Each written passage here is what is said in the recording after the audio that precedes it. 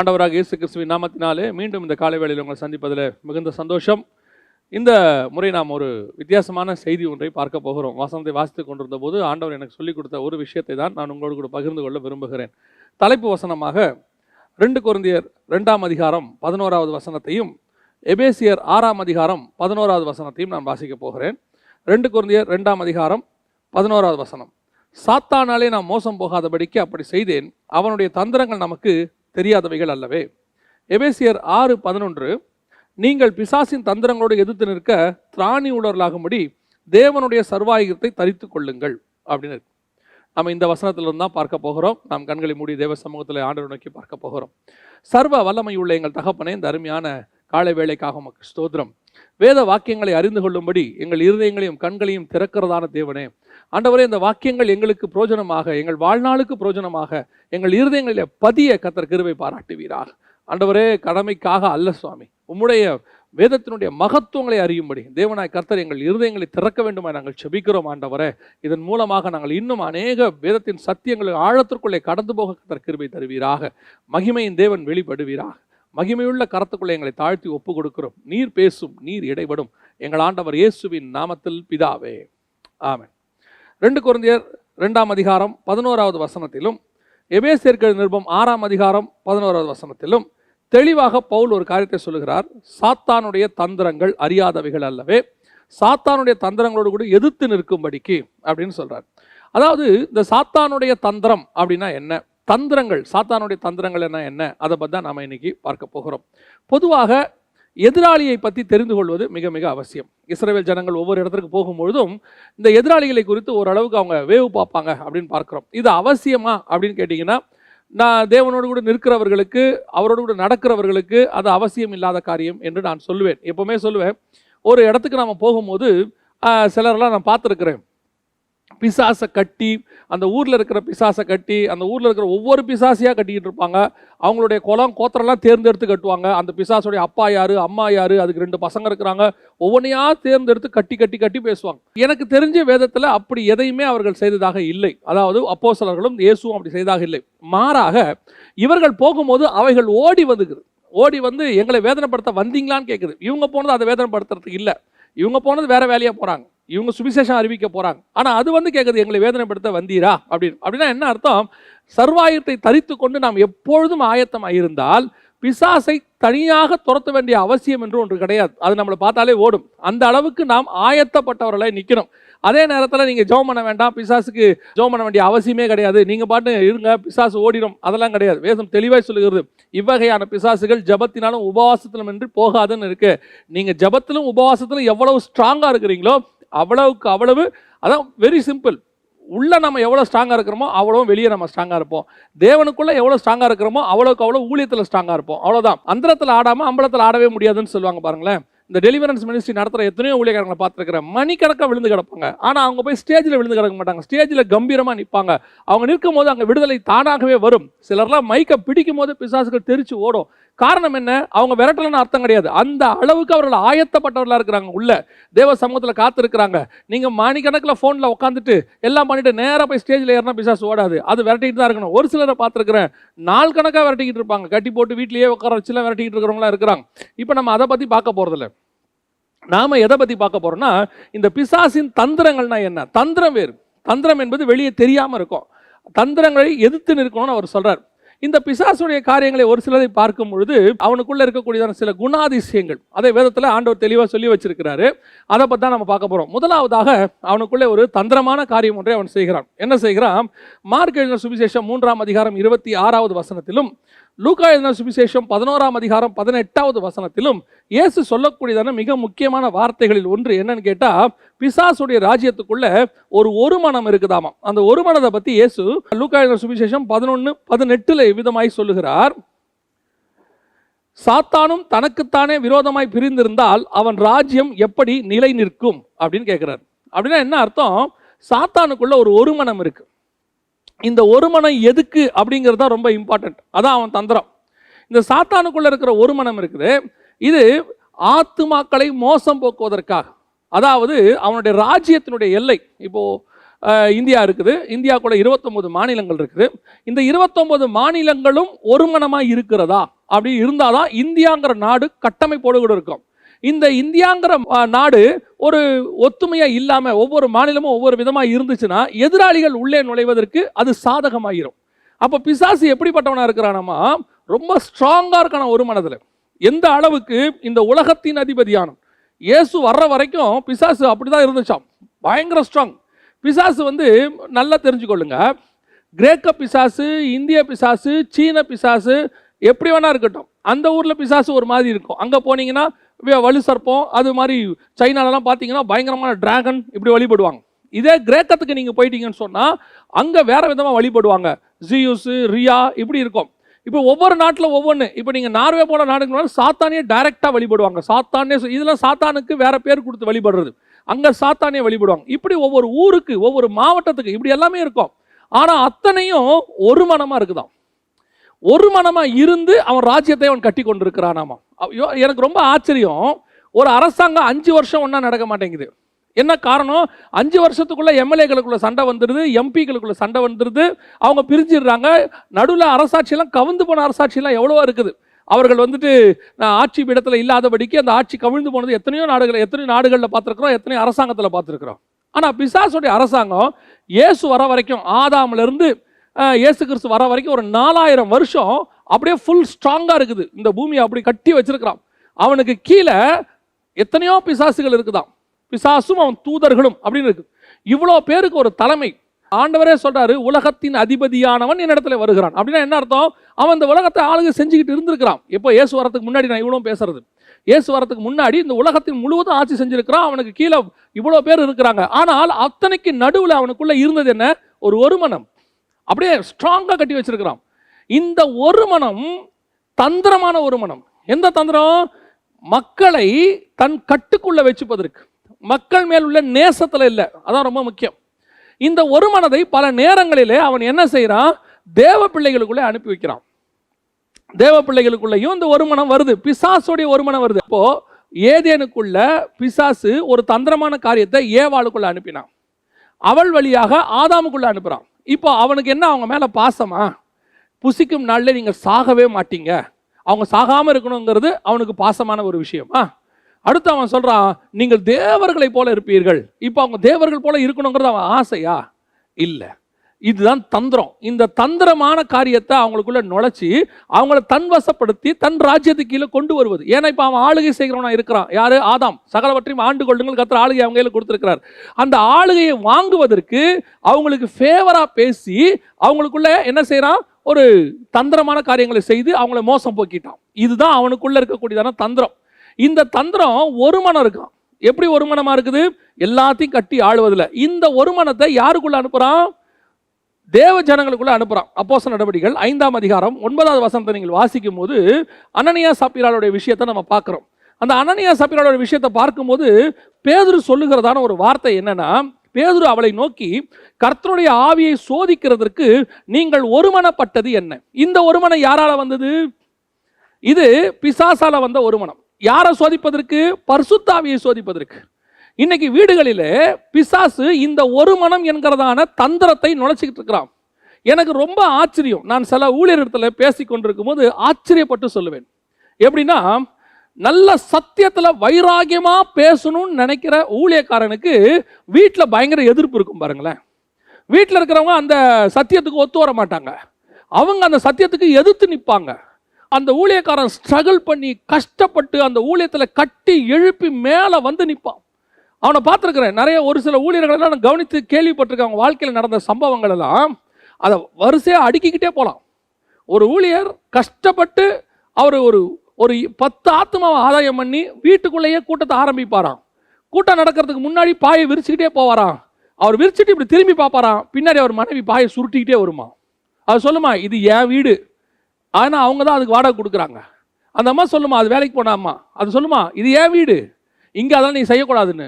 இப்போ பாருங்க எவ்வளோ ஒரு எதிர்ப்பு இவ்வளோக்கு நடுவில். அதான் நான் சொல்லுவேன், இந்த மாதிரி சத்தியத்துக்கு நிற்கணும்னு நினைக்கிற ஊழியக்காரன் எத்தனையோ பேர். வெளிநாட்டில் ஒரு பெரிய பிரபலமான ஊழியர் போயிட்டு ஸ்டேஜில் அப்படி தேவனுக்கென்று வைராக்கியமாக வருவாராம். அவர் மனைவி பார்த்தீங்கன்னா பாரில் போய் குடிச்சிட்டு விழுந்து கிடப்பாங்களாம். மறுநாள் பேப்பர்ல வருமா, ஃபேமஸ் இவாஞ்சலிஸ்ட் மனைவி பார்ல கிடக்குறாங்கன்னு சொல்லி கூனி குறுகி போவாராம். ஆனா எனக்கு ஆச்சரியம் என்னன்னா, இந்த கள்ளத்தனமா ஒருத்தன் போதகம் பண்றான் பாருங்க, ஜனங்களை மோசம் போகிறதுக்கு ஒருத்தன் போதகம் பண்றான் பாருங்க, அவன் கூட அவன் மனைவியும் சேர்ந்துக்கிட்டு அவங்க செய்யற அந்த ஒரு மனமா செய்யற ஊழியம் இருக்கு பாருங்க, நான் ஆச்சரியப்பட்டு போவேன். நான் கூட இருக்கணும்லாம் கேட்பேன், எப்படி இவங்களுக்குள்ள இந்த ஒரு மனம் வருது? அவன் ஒரு கதை விடுவான் பாருங்க, அந்த கதைக்கு ஆம் அப்படின்னு கூட உட்காந்து சொல்லுவாங்க. அது அப்பட்டமான பொய்ன்னு நமக்கு தெரியும், அப்படி நடக்க வாய்ப்பே இல்லைன்னு நமக்கு தெரியும். அப்படி இருக்கும்போது கூட உட்காந்துக்கிட்டு அவங்க ஒரு மனமா, இதுதான் அனனியா சப்பீராளுக்குள்ள இருந்த ஒரு மனம். அதாவது பைபிளை கையில் வச்சிருக்கிறாங்க, இந்த பைபிள்ல இருந்து தவறான போதனை ஒன்று கொடுப்பாங்க, அந்த தவறான போதனைக்கு கூடவே உட்காந்துக்கிட்டு ஒரு மனமா ஒரு குடும்பமே செயல்படும், ஊழியக்காரன் குடும்பம் செயல்படும். இந்த மாதிரி தந்திரமான ஒரு மனம் உங்க வீட்டுக்குள்ள வரும். இது பிசாசினால் வரக்கூடியதான ஒரு மனம். You must be very careful இந்த விஷயத்துல. எந்த விஷயத்துக்கு ஒருமனப்படணுமோ அந்த விஷயத்துக்கு தான் ஒருமனப்படணும். வீட்டுக்குள்ள ஆண்டவர் ஒருமனப்படுத்துறதுக்கு வந்தேங்கிறத விட அவர் அதிகமாக சொல்ற ஒரு வார்த்தை, நான் பிரிவினையை உண்டாக்கவே வந்தேன். எந்த பிரிவினையை உண்டாக்க வந்தாரு? நீங்க ஸ்பிரிச்சுவலி இருக்கும்போது அவங்க ஸ்பிரிச்சுவலி இல்லைன்னா அதோட ஒருமனப்பட முடியாது. பாருங்களேன், நிறைய ஊழியர்கள் இதில் தங்கள் ஊழியங்களை இழந்து போனவர்கள் இருக்கிறாங்க. சில ஆவிக்குரியவர்கள் தங்கள் ஆவிக்குரிய வாழ்க்கையில தோல்வி அடைஞ்சவங்க இருக்கிறாங்க. என்னது? கணவன் ரட்சிக்கப்பட்டிருக்க மாட்டாரு, மனைவி ரட்சிக்கப்பட்டிருக்க மாட்டாங்க.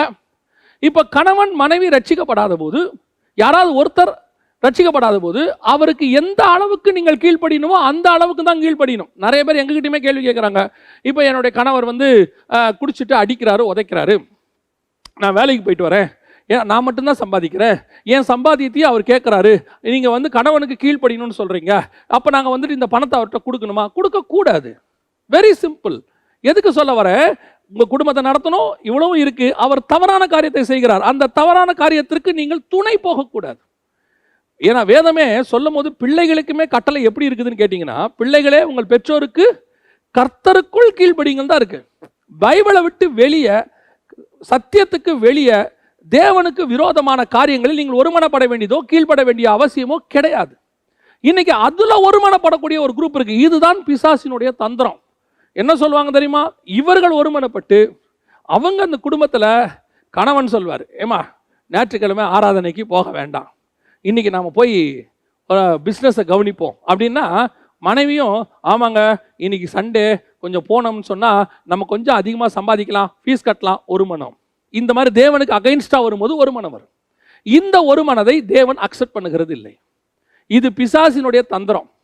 வசனத்துக்கு ஒத்து அப்படி இந்த வசனத்துக்கு நீங்கள் நிற்கும் போது உங்கள் பார்ட்னர் கூட இருக்கிறவங்க எதிர்த்து நின்னா நீங்கள் அதுக்கு எதிராக தான் நிற்கணுமே ஒழிய, இப்போ கணவன் உங்களை இந்து கோயிலுக்கு கூப்பிடுறாரு, அல்லது தன்னுடைய வேறு மார்க்கத்துக்கு கூப்பிடுறாரு, போக முடியாது, வர முடியாதுன்னு தான் சொல்லணும். அல்லது மனைவி சொல்றாங்க, இந்த மாதிரி எங்க குடும்பத்தில் இப்படி ஒரு ஃபங்க்ஷன் நடக்குது, அது விக்கிரகத்துக்கு முன்னாடி போய் நிற்க வேண்டிய ஃபங்க்ஷன், நீங்களும் வரணும், வர முடியாது. ஏன்? இது பைபிளுக்கு அகைன்ஸ்ட். அதுக்கு ஒருமனப்படக்கூடாது. அதுக்கு ஒருமனப்படுறதா அனனியா சப்பீராளாய் மாறிடுவோம். தந்திரங்கள், பிசாசு அழகாக தந்திரம் பண்ணுவான். அப்படியே அதாவது சில நேரத்தில் என்னன்னா பாசிட்டிவாக பேசுவான் பிசாசு. பாசிட்டிவாக பேசும்போது நம்ம எப்போ செய்வோம்னா, ஐயோ நம்ம இப்படி செஞ்சு தான் ஆகணுமோ. இன்னும் நான் ஒரு உதாரணம் சொல்கிறேன், உங்களுக்கு புரியும் பாருங்களேன். சில நேரங்களில் சில ஊழியர்கள் அரசாங்கத்தில் ஒரு சட்டம் போடுவாங்க, அந்த சட்டம் பைபிளுக்கு அகைன்ஸ்டாக இருக்கும், அந்த சட்டத்துக்கு கீழ்ப்படியணும்னு சில ஊழியர்களும் பேசுவாங்க. இப்போ உதாரணமாக ஓரின சேர்க்கை வந்துச்சு, சட்டப்படி வந்துச்சு, நமக்கு நீதிமன்றத்தின்படி அது வந்துச்சு. வந்த உடனே சில ஊழியர்கள் சொன்னது, நமக்கு அரசாங்க சட்டப்படி வந்தால் நாம் கீழ்ப்படிய வேண்டியது அவசியம் தானே, நம்ம அதை எதிர்த்து நிற்கக்கூடாதுன்னு பைபிள் சொல்லுது. பைபிள் எதுக்கு கீழ்ப்படியணும்னு சொல்லுது? மேலான அதிகாரங்கள் துரைத்தனத்துக்கு கீழ்ப்படியுங்கள். எதற்கு? அது பைபிளுக்குள்ள இருக்கும்போது தான் கீழ்ப்படிய முடியும். பைபிளுக்கு வெளியே இருக்கும்போது அதோட நீங்க ஒருமனப்பட்டு போக முடியாது. நிறைய பேர் இதான் தந்திரம். எதுக்கு கீழ்ப்படியணும், எதுக்கு கீழ்ப்படியக்கூடாது, எதோட ஒத்து போகணும், எதுக்கு ஒத்து போகக்கூடாதுன்னு உங்களுக்குள்ள இருக்கிற ஆவியானவர் உங்களுக்கு உணர்த்துவார். உங்களுக்கே தெரிஞ்சிருக்கணும் வேத வாக்கியத்துக்கு ஒத்து போதா. இப்போ சில நேரங்களில் நான் ரொம்ப ஆச்சரியப்படுவேன்.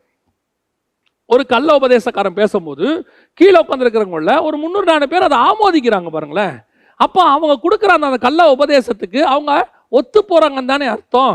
அப்போ அவங்க சொல்லக்கூடிய ஒரு காரணம் என்ன அதுக்குன்னு கேட்டிங்கன்னா, அவர் பிரபலமான ஊழியர், அவர் சொன்னா சரியா தான் இருக்கும், அதுல தப்பா இருக்காது அப்படிம்பாங்க. நான் சொல்லுவேன், இயேசு கிறிஸ்துவை தவிர, அப்போஸ்தலர் உபதேசத்தை தவிர வேற யார் பேசுறதும் தவறு இருப்பதற்கு வாய்ப்பு இருக்கிறது. யார் பேசினாலும் எங்கள்கிட்டயே ஒருத்தர் கேட்டாங்க, நீங்கள் பேசுகிறது எல்லாத்தையும் நாங்கள் அப்படியே ஃபாலோ பண்ணாதீங்கன்னு சொன்னேன்.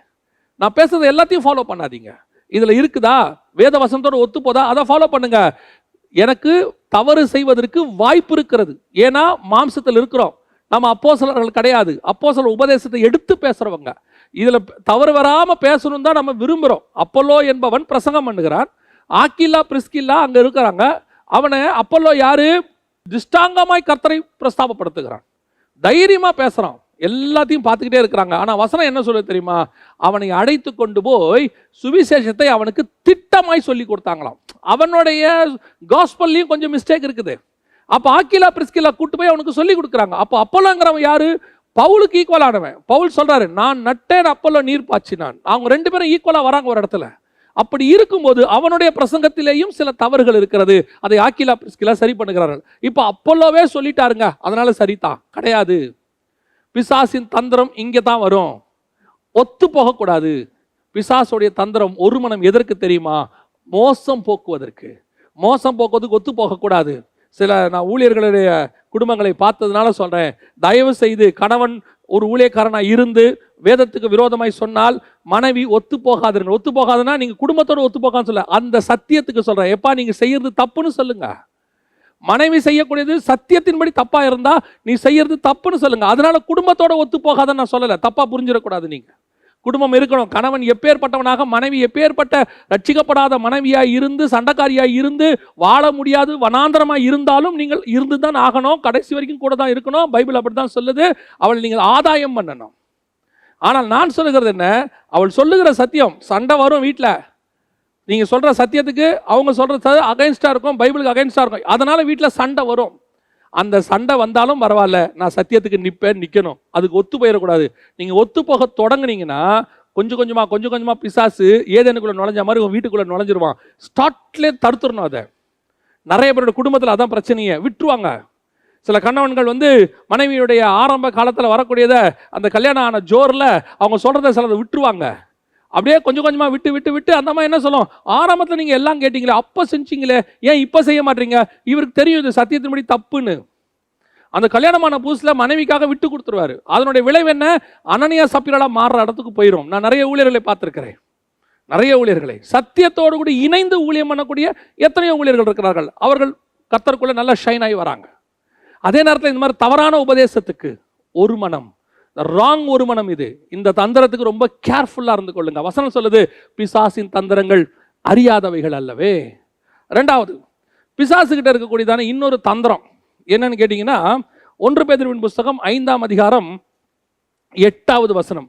1 பேதுருவின் புஸ்தகம் 5ஆம் அதிகாரம் 8வது வசனத்தில் பிசாசை குறித்து வேதம் சொல்லுகிறது, அவன் எவனை விழுங்கலாமோ தெளிந்த புத்தி உள்ளவர்களாய் இருங்கள், விழித்திருங்கள், ஏனெனில் உங்கள் எதிராளியான பிசாசானவன் கர்ச்சிக்கிற சிங்கம் போல் எவனை விழுங்கலாமோ என்று வகை தேடி சுத்தி திரிகிறான். இப்போ பிசாசுக்கு ஒரு ஆத்ம பாரம் இருக்கு. இந்த ஆத்ம பாரத்தை நல்லா கவனிங்க. எவனை விழுங்கலாமோ என்று வகை தேடி அப்படியே பயங்கரமா அலையறானாமா. ஒரு ஆத்மா கிடைக்குமா? இதுல அவனுடைய தந்திரம் இருக்கு. என்ன தந்திரம்? இந்த ஆத்ம பாரம் எதற்காக அவனுக்கு அந்த ஆத்ம பாரம் வந்துச்சு? இந்த ஆத்மா எதுக்கு? அந்த ஆத்மாவை மோசம் போக்குவதற்கு, மரணத்துக்கு நேராக நடத்துவதற்கு. அதுதான் ரொம்ப இம்பார்ட்டன்ட். அந்த ஆத்மாவை நரகத்துக்கு கூட்டிட்டு போறதுக்கு அவன் என்ன செய்யறானா, எவனை விழுங்கலாமோ என்று வகை தேடி சுத்தி திரிகிறான். இப்போ அவனோட ஏத்து நிக்க போறோம். 24 hours வேலை போட்ட சண்டையோட ஈட்டியோட நிக்கிற ஒருத்தனுக்கு நீங்க ஏத்து நிக்கணும். அப்ப நீங்க எப்படிப்பட்டவங்களா நிக்கணும்? அதே 24 hours அவனோட ஏத்து நிக்கிறவங்களா நிக்கணும். பிசாசை பத்தி வேதம் சொல்லுது, அவன் எவனை விழுங்கலாமோ என்று. அப்போ தாவீது சொல்றாரு, ஒரு நாள் என் ஆட்டுக்குட்டியை சிங்கத்தின் வாய்க்கும் கரடியின் வாய்க்கும் நான் தப்புவித்தேன். எப்படி? நான் ஒரு நல்ல மேய்ப்பன், என் ஜீவனை கொடுத்து சிங்கத்தின் வாய்க்கு கை விட்டு எடுக்கிறாராம் அவரு. அப்போ எவ்வளவு கான்சியஸா இருந்திருப்பாரு பாருங்க. அவர் பாட்டு பாடிக்கிட்டு இருக்கிறாரு. இப்போ நம்ம பாட்டு பாடினோம்னா, கண்ணை மூடி பாட்டு பாடினோம்னா சுற்றி என்ன நடக்குதுன்னு நமக்கு தெரியாது. கண்ணை மூடி பாட்டு பாடின பிறகு நம்ம பாட்டெல்லாம் முடிஞ்ச பிறகு யோசித்து பார்த்தோம்னா அதுக்கு பிறகு நம்மளை சுற்றி நிறைய காரியங்கள் நடந்திருக்கும். ஆனால் தாவீது சங்கீதக்காரன், அவர் வனாந்தரத்தில் பாட்டு பாடிக்கிட்டு இருக்கிறாரு. அவர் பாட்டு பாடுறது மட்டும் அவர் வேலை இல்லை, வர சிங்கத்துக்கு இருந்து ஆட்டை காப்பாற்றுறது அவருடைய வேலை. அந்த சிங்கம் எப்படிப்பட்ட சிங்கம்? ஒரு ஆடு கிடைச்சா போதும் அப்படி உள்ள தாவி வர சிங்கம். ஆனா அந்த சிங்கத்துக்கிட்ட தாவி போய் கையை உள்ள விட்டு அந்த ஆட்டுக்குட்டியை காப்பாற்றக்கூடியவனாக இருந்தான் தாவீது. இதுதான் பிசாசுகிட்ட இருக்கிற ஆத்ம பாரம். அதே ஆத்ம பாரம் தாவீது கிட்ட இருந்துச்சு. தாவீது கிட்ட இருந்ததுக்கும் சிங்கத்துக்கிட்ட இருந்ததுக்கும் என்ன? அந்த சிங்கம் பசிக்கு அந்த ஆட்டை அடிச்சுச்சு, தன் பசிக்கு எப்படியாவது இரையாக்கி கொள்ளணும்னு. ஆனா தாவீது கிட்ட இருந்தது பசி அல்ல, அன்பு. அந்த ஆட்டுக்குட்டியின் ஜீவனை நான் காப்பாற்ற வேண்டும். அந்த ஆத்ம பாரம் தான் நமக்கு இருக்கணும். பிசாசுக்கு இருக்கிற ஆத்ம பாரம் தந்திரமானது. எவனை விழுங்கலாமோ என்று வகை தேடி என்ன செய்யறான்? சுத்தி திரிகிறானாம். அதே ஆத்ம பாரம் உங்களுக்கு எனக்கு இருக்கணும். யார் எந்த ஆத்மாவை ரட்சிக்க முடியும்? ஒரு ஆத்மா இன்னைக்கு கிடைக்குமா? நம்மளை கிராஸ் பண்ணி ஒருத்தர் கூட ஆண்டவர் அறியாம போயிடக்கூடாது. அதுதான் எவனை விழுங்கலாமோன்னு நம்ம அலையறதுக்கு ஒரு அடையாளம். பவுலை பத்தி சொல்லுது, வழியில் கண்டவர்களிடத்துல எல்லாம் அவன் தர்க்கம் பண்ணினானாம். ஒருத்தர் கூட அவன் விடலை பாருங்களேன். யார் கிடைச்சாலும் சரி இயேசுவை பத்தி பேசிடுவான், சொல்லிடுவான், வாய்ப்பு கிடைச்சா சொல்லிடுவான். அதான் அவர் சொல்றாரு, சமயம் வாய்த்தாலும் வாய்க்கா விட்டாலும் சுவிசேஷத்தை பிரசங்கிக்கணும். ஏன் சமயம் வாய்த்தாலும் வாய்க்கா விட்டாலும் பாவத்தை பிரசங்கிக்கிற ஒருத்தர் நம்ம பக்கத்துல நிக்கிறான். ஒரு சான்ஸ் கிடைச்சா போதும் உள்ள விஷ விதையை போறதுக்கு அவன் ரெடியா இருக்கிறான். ஒரு சான்ஸ் கிடைச்சா போதும் களையை விதைக்கிறதுக்கு ரெடியா இருக்கிறான். எப்பத்துல இருந்து? அந்த ஆத்மா மேல அவனுக்கு எப்போ பிறந்துச்சோ அப்பத்துல இருந்து. நல்லா கவனிங்க, பிசாசு ஆத்மாவை ஆதாயம் பண்ணும்போது பயமுறுத்தி ஆதாயம் பண்றது இல்லை. பாத்தீங்களா? அப்படியே பல்லு கில்ல எல்லாம் காட்டி அப்படியே வந்து கொட்டூரமா நின்று, நீ இப்போ என்னை சேவிக்காவிட்டால் உன்னை குத்தி கொலை பண்ணிடுவேன் அப்படி சொல்லியிருக்காது. எந்த பிசாசும் அப்படி சொல்லாது. நீங்க பார்த்துருக்கீங்களா? பிசாசு ஒரு ஆத்ம ஆதாயம் பண்றது எல்லாமே ரொம்ப மைல்டா, அவனுக்கு மாம்சத்துக்கு சந்தோஷம் கொடுக்கக்கூடியதா, அவனை அரவணைச்சு போகிறதா, அவன் கண்களுக்கு இச்சைய, அவனுடைய ஜீவனத்துக்கு ஒரு பெருமைய, அவன் மாம்சத்துக்கு ஒரு இச்சைய அப்படியே கொடுத்து அப்படியே மைல்டா தட்டி தட்டி தட்டி தட்டி அடிச்சுட்டு போயிடுறான். நாம இன்னைக்கு என்ன செய்யறோம்? அந்த தந்திரத்தோட எடுத்து நிற்க வேண்டிய ஆட்கள் நம்ம என்ன செய்யறோம்? சொல்லும் போதே சுவிசேஷம் எப்படி சொல்றோம்? இயேசு அன்பு கூர்ந்து சுவிசேஷம் சொன்னார். இயேசுடைய அன்புல தான் சுவிசேஷமே வந்துச்சு. இன்னைக்கு நம்ம அன்புல சுவிசேஷம் வருதா? இன்னைக்கு நமக்கு வருதா? ஒரு ஆத்மா மேல அன்பு இருக்குதா நமக்கு? இன்னைக்கு எத்தனை பேர் கடமைக்காக ஊழியம் பண்றவங்க இருக்கிறாங்க, எத்தனை பேர் கடமைக்காக சுவிசேஷம் சொல்றவங்க இருக்கிறாங்க. ஏன்னா இது எனக்கு சர்வைவ், நான் இதுல வாழ்றேன், நான் இதுல சம்பாதிச்சு என் குடும்பத்தை காப்பாத்துறேன், வேற வழியே கிடையாது, நான் ஊழியத்துக்கு போயே ஆகணும், இல்லாவிட்டால் என் குடும்பம் நடுத்தரில் நிற்கும். அதுக்கு நீ போய் ஒரு ஊழியம் பண்ணி ஒரு சுவிசேஷம் சொல்லி எனக்கு ஒரு மீட்டிங் வந்தே ஆகணும்னு நீ நினைச்சீங்கன்னா நீங்கள் ஆத்ம பாரத்தோடு கூட பண்ணவில்லை, குடும்ப பாரத்தோடு கூட பண்ணுகிறீர்கள். ஆனா பிசாசுக்கு இருக்கிறது ஆத்ம பாரம். எவனை விழுங்கலாமோ, அவனுக்கு பாருங்க அதுல என்ன இருக்கு? அவன் அந்த ஆத்மா ஆதாயம் பண்ணி எங்க கொண்டு போறான்? நரகத்துக்கு கொண்டு போறான். நரகத்துக்கு கூட்டிட்டு போறதுல அவனுக்கு என்னங்க பெனிஃபிட்? அவனும் கடைசி அதே நரகத்துல போய் அழிய தானே போறான். அவனுக்கு தெரியாதா அவனுக்கு என்று உண்டாக்கப்பட்ட நரகம்? ஆனாலும் கூட எனக்கு இதுல ஒரு பிரோஜனமும் இல்லை. ஆனால் இந்த ஆத்மாவை கொண்டு போய் நான் நரகத்துல சேர்ப்பேன். ஏன் நரகத்துல நீ என்ன கவர்மெண்டா நடத்த போறான்? நரகத்துல போய் எரிஞ்சு அழிய போறான். 20ஆம் அதிகாரம் வெளிப்படுத்துற விசேஷம் சொல்லுது, சாத்தான் நரகத்துல தள்ளப்பட்டான்னு. ஒரு பிரதிபலன் கிடையாதுங்க அவனுக்கு, ஒரு பிரதிபலன் கிடையாது. அவனுக்கு கிடைக்கிறதா ஒன்னே ஒண்ணுதான், என்ன தெரியுமா? அவனை ஆதாயம் பண்ணா அந்த பிசாசுக்கு அவன் கூட நிற்பான், தேவனுக்கு எதிர்த்து நிற்பான். ஆத்ம ஆதாயம் பண்ணாவிட்டாலும் ஒருவேளை அந்த ஆத்மா தேவனை ஏற்றுக்கொண்டால் அது தேவனோடு கூட நிற்கும், இவனை ஏற்று நிற்கும். அவ்வளவுதான் நடக்க போகுது. ஆனா அவன் பாருங்க, அந்த ஆத்மாக்கு எவ்வளவு கொள்ளை பொருளா எடுக்கணும்னு ஓடி வரான் பாருங்க. அந்த ஆத்மா பாரம் தான் உங்களுக்கு எனக்கு வந்துருச்சுன்னு வச்சுக்கோங்க, அவனை ஈஸியா ஏற்று நின்றுடலாம். ஏன் அவன் ராஜ்யத்தை நம்மளால எதுக்கவே முடியல? ஏன் அவன் ராஜ்யத்தை நம்மளால வந்துட்டு போட்டி போட முடியல? இத்தனைக்கும் ஆண்டவர் நம்மகிட்ட சர்வ ஆயுதத்தை கொடுத்துருக்கிறாராமா. விசுவாசம் என்னும் கேடகம் இருக்குது, வசனம் என்னும் பட்டயம் இருக்கு, ரட்சிப்பு என்னும் தலைச்சீரா இருக்குது, இவ்வளவு இருக்கு நம்ம கிட்ட. இவ்வளத்தையும் வச்சுக்கிட்டு நம்மளால என்ன செய்ய முடியல? அவங்ககிட்ட சண்டை போட முடியல. பாருங்களேன், நான் சொல்றது நிதர்சனமான உண்மை, அவ்வளவுதான். நிறைய பேர் இதை ஒத்துக்க மாட்டாங்க, ஆனா உண்மை அதுதான். சாத்தானுடைய எதிர்த்து நிற்கிறது. இவங்க சாத்தானை பார்த்து பயப்படுறவங்க எத்தனையோ பேர் இருக்கிறாங்க. சாத்தானால் பயன்படுத்தப்படுகிற மனுஷர்களை பார்த்து இவங்க பயப்படுவாங்க. ஐயோ அது அந்த டீமுங்க, இது இந்த டீமுங்க, அது அந்த மதவாத டீமுங்க, இது அவங்கெல்லாம் பயங்கர ஸ்ட்ராங்குங்க. அப்போ உலகத்தில் இருக்கிறவனிலும் உன்னில் இருக்கிறவர் பெரியவர்னு இருக்குது. அவர் யாரு? ஏன் உங்களுக்கு எனக்கு அந்த தைரியம் வர மாட்டேங்குது? நல்லா தெரிஞ்சுக்கொள்ளுங்க, ஒரு பெனிஃபிட் இருக்கு. ஒரு வேளை அவங்களுக்கு அடிக்கிற உரிமை இருக்கு. அதாவது நான் சொல்றது ஸ்பிரிச்சுவலி சொல்றேன், சட்டப்படி அந்த உரிமை கிடையாது, ஸ்பிரிச்சுவலி அவங்க அடிப்பாங்க. ஏசுநாதர் சொல்லியிருக்கிறார், உங்களை அடிப்பார்கள், உங்களை ஆலயங்களுக்கு புறம்பாக்குவார்கள், உங்களை வந்து கொலை செய்வார்கள், எல்லாம் சொல்லியிருக்கிறாங்க. ஒன்று தெரியுமா, அவனுக்கு அந்த அளவுக்கு தான் இருக்கு. அவனை நம்ம அடிச்சிட்டான்னு வச்சுக்கோங்க, அங்கே நம்ம வளர ஆரம்பிக்கிறோன்னு அர்த்தம். ஒரு சொட்டு ரத்தத்தை சிந்திட்டோன்னு வச்சுக்கோங்க, அங்கே சபை வரப்போகுதுன்னு அர்த்தம். நம்மளை அந்த இடத்துல அவன் கீழே தள்ளிட்டானா நம்ம மேலே எழும்ப போகிறோன்னு அர்த்தம். நம்மளை அவன் மிதிச்சிட்டானா நம்ம காலுக்கு கீழே அவன் வர போறான்னு அர்த்தம். நாம் உபத்திரவத்திலே உயர்த்தப்பட்டவர்கள், நாம் மரணத்திலே ஜீவனோடு கூட எழுந்தவர்கள். அந்த வல்லமை, உயிர்த்தெழுந்த கிறிஸ்துவினுடைய வல்லமை உங்களுக்குள்ள எனக்குள்ள இருக்கும் போது உங்களுக்கு எனக்கு எவ்வளோ ஆத்மபாரம் இருக்கணும். நம்ம எதுக்கு மினிஸ்ட்ரி பண்ணோம்? நம்ம வாழ்றதுக்கு, நம்ம குடும்பத்தை வாழ்றதுக்கா? தேவையே கிடையாது. நம்ம குடும்பத்தை பரலோகம் நடத்தும், நம்மளை பரலோகம் நடத்தும், தேவையானதை பரலோகம் கொடுக்கும். ஆனா உங்க வேலை, என் வேலை என்ன தெரியுமா? எவனை விழுங்கலாமோ என்று, யாருக்கு இந்த சுவிசேஷத்தை சொல்லலாம். அதான் வசனம் சொல்லுது, பவுல் வந்து எப்படியாவது இந்த காஸ்பலை சொல்லிடணுமா. அவர் சொல்றாரு, எப்படியாவது இந்த காஸ்பலை சொல்லிடு. எனக்கு அவருடைய ஹிஸ்டரியை படிக்கும் போது, அப்போஸ்தலர் படிக்கல, ஆச்சரியமா இருக்குதுங்க. செத்து போனவர் நினைச்சு விட்டுட்டு போயிட்டாங்களாம், கல்லுல அடிச்சு அவர் செத்துட்டாருன்னு விட்டுட்டு போயிட்டாங்களாம். வசனம் சொல்லுது, அவர் எழுந்து நின்று உள்ளே போய் பிரசங்கம் பண்ணினார். அப்படின்னா அவனுக்குள்ள அந்த கிறிஸ்துவின் அன்பு நெருக்கி ஏவுது பாருங்க. அந்த சுவிசேஷ பாரம் ஒன்றே. இன்னைக்கு அது அப்படியே கொஞ்சம் கொஞ்சமா மாறி மாறி மாறி மாறி போச்சு. ஆத்ம பாரம், பிசாசுக்கு இருக்கிற ஆத்ம பாரம் இன்னைக்கு நமக்கு இல்லை பாருங்களேன். இந்த பிசாசுக்கிட்ட தந்திரமான, திருப்பியும் சொல்றேன், அவன்கிட்ட இருக்கு தந்திரமானது, நரகத்துக்கு கூட்டு போறது. அவனுக்கு ஒரு பெனிஃபிட்டும் இல்லை. ஆனாலும் அவன் 24 மணி நேரம் அங்கே அவன் செய்கிறான் பாருங்க அந்த மினிஸ்ட்ரியை. ஆனால் உங்களுக்கு எனக்கும் அந்த ஆத்மா பரலோகத்துக்கு வரும். உங்களை குறித்து என்னை குறித்து சாட்சி கொடுக்கும். பிதாவுக்கு முன்பாக உங்களை பற்றி என்னை பற்றி இயேசு சாட்சி கொடுப்பாராமா. என்னை இங்கே சொல்கிறவன நான் பிதாவுக்கு முன்பாக சொல்லுவேங்கிறாரு. அதை விட பெரிய விஷயம் என்ன தெரியுங்களா? இங்கே நீங்கள் ஆத்மாதாயம் பண்ணி ஜெயம் கொள்ளுகிறவங்களா மாறினீங்கன்னா உங்கள் பேரை ஜீவ புஸ்தகத்தில் எழுதுவேங்கிறாரு, உங்களை ஆலயத்துக்கு தூணாக்குவேங்கிறாரு, நித்திய ஜீவனை கொடுப்பேங்கிறாரு. உங்களுக்கு எனக்கு எவ்வளோ ஆசீர்வாதங்கள், இவ்வளோ ஆசீர்வாதங்களை வச்சிருக்கிற நாமே ஒரு வேலையும் செய்ய மாட்டேங்கிறமே. ஒரு ஆசீர்வாதம் இல்லை, நரகத்துக்கு போகிற சாத்தான் எப்படி ஊழியம் பண்ணுறான் பாருங்க, எப்படி ஊழியம் பண்ணுறான். அப்போ அந்த தந்திரமான ஆத்ம பாரம் நல்ல ஆத்ம பாரமாய் உங்களுக்குள்ளும் எனக்குள்ளும் இருக்கணும். அவனை எடுத்து நிற்கணும்னா அந்த அவனை காட்டிலும் மேலான ஆத்ம பாரம் உங்களுக்கு எனக்கும் வரணும். அதை விட பெரிய விஷயம் என்ன தெரியுங்களா? இந்த ஆத்மா மேலே அவனுக்கு இருக்கிற அந்த பாரம் எந்த அளவுக்கு எப்படி இருக்குன்னு நான் உங்களுக்கு சொல்கிறேன்.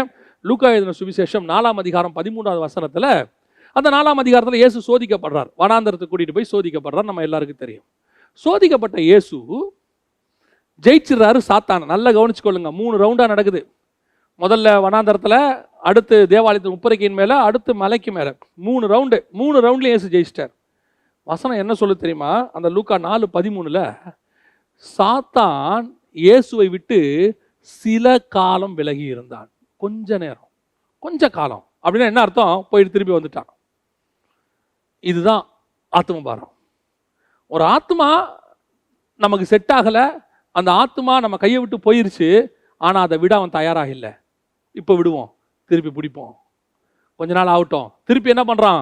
ஊர்களுக்கு போகும்போது ஆடுகளை விட்டு கல்லடியை பார்க்குறான், இயேசு மறைந்து போகிறார். மலைக்கு மேலே கொண்டு போய் கீழே தள்ள பார்க்குறான், இயேசு மறைந்து போகிறார்.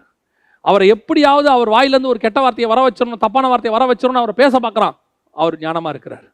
கடைசியா பிதாவின் சித்தத்தை சிலுவையில் செஞ்சுக்கிட்டு இருக்கும்போது கடைசி முயற்சி, நீ தேவனுடைய குமாரனை இறங்கி கீழே வா. அவன் கடைசியா அவர் எதுக்கு வந்தாரோ அதில் கை வைக்கிறான். ஏன்னா அவர் தேவனுடைய குமாரன்னு ப்ரூவ் பண்ண தான் வந்தார். இந்த பூமிக்கு அவர் வந்ததே அதுக்கு தான் வந்தார். அங்கே கை வைக்கிறான், நீ தேவனுடைய குமாரனை கீழே இறங்கி வா. அப்போ கூட பிதாவின் சித்தத்தை செய்து அவனை ஜெயிக்கிறாரு. அப்படின்னா பிசாசு அடுத்து அடுத்து அடுத்து அந்த ஆத்மாவை எப்பத்தில் ஆரம்பிப்பான் தெரியுமா? எப்போ பிறக்கும் போது ஆரம்பிக்கிறான் அவரை கொலை பண்ணுறதுக்கு.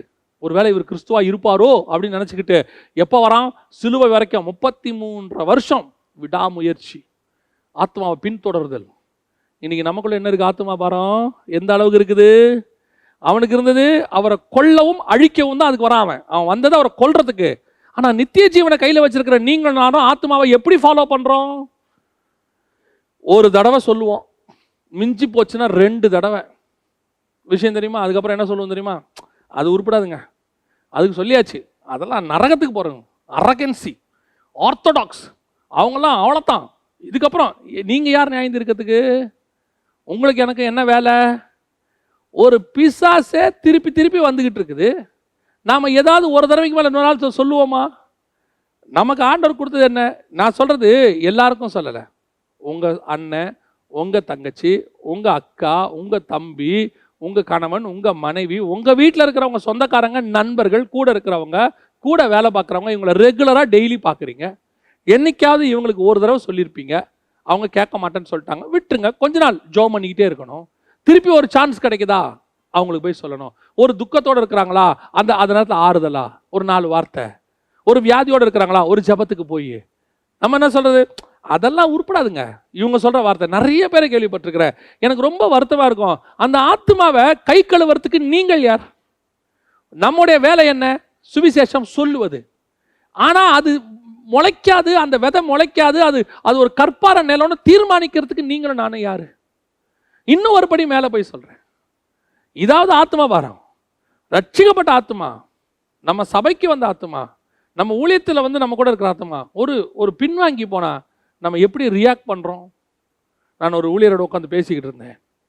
அந்த மனுஷன் கண்ணில் தண்ணி, பேசும்போதே தண்ணி வருது. எதனால் அவர் கண்ணில் தண்ணி வருதுன்னு தெரில. ஆனால் நார்மலாக பேசிக்கிட்டு இருக்கிறார். பேசும்போது, ஏன் பாஸ்டர் ரொம்ப உடம்பு சரியில்லையா, ஏதோ கண்ணில் தண்ணியாக இருக்குது, ஏதோ தலைவலியா? இல்லை அண்ணே, சபையிலேருந்து ஒரு ஆத்மா போயிடுச்சு. ரொம்ப வருஷமாக வந்துட்டு இருந்தாங்க, திடீர்னு இப்படி போயிட்டாங்க. தன்னை அறியாமலே அந்த மனுஷன் அழ ஆரம்பித்தார். அழன்ற அவசியம் இல்லை. இன்னைக்கு அழணும். இன்னைக்கு உள்ள காலகட்டத்துக்கு சொல்கிறேன்.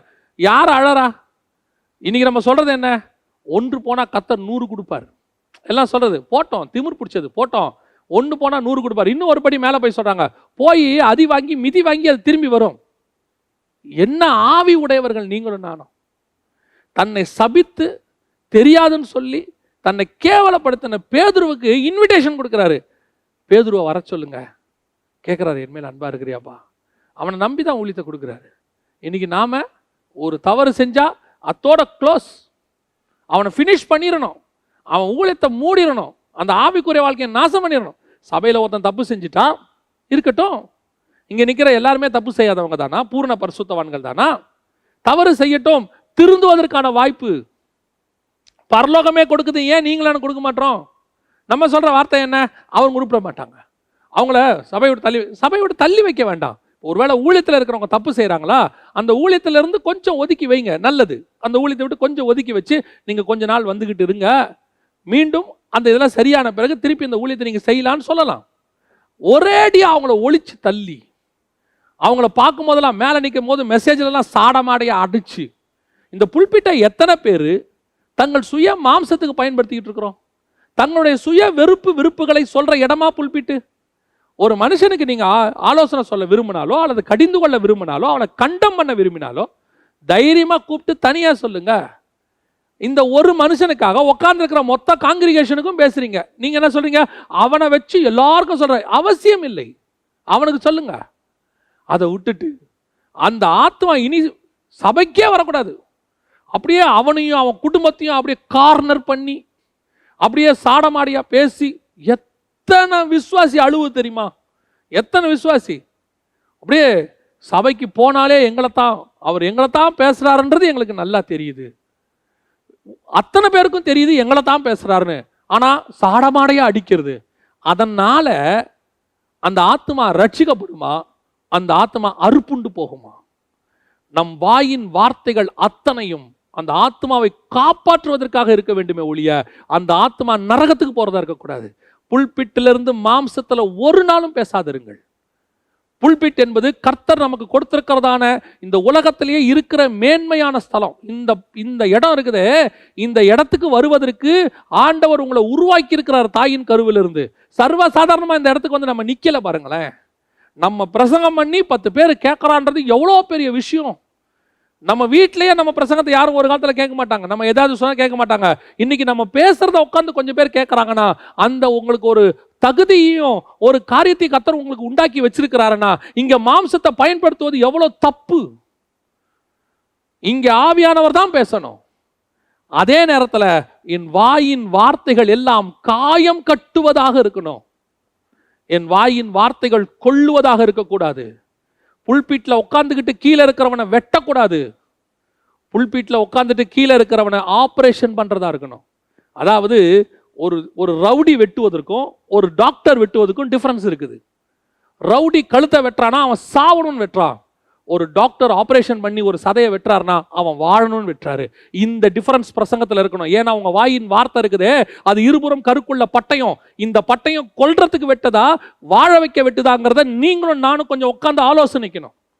இன்னைக்கு நான் பிரசங்கம் முடிச்சுட்டு போகும்போது எவ்வளோ நேரம் மாம்சத்தில் இருந்தேன், எவ்வளோ நேரம் ஆவியில் இருந்தேன்னு கொஞ்சம் சுய பரிசோதனை பண்ணி பாருங்க.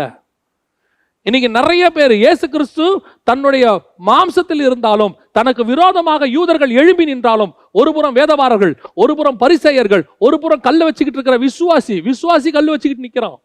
இவைக்கு இருந்தாலும் ஒரு வார்த்தை கூட சுயமாய் பேசாதபடி என் பிதாவின் சித்தத்தையே செய்தேங்கிறாரு.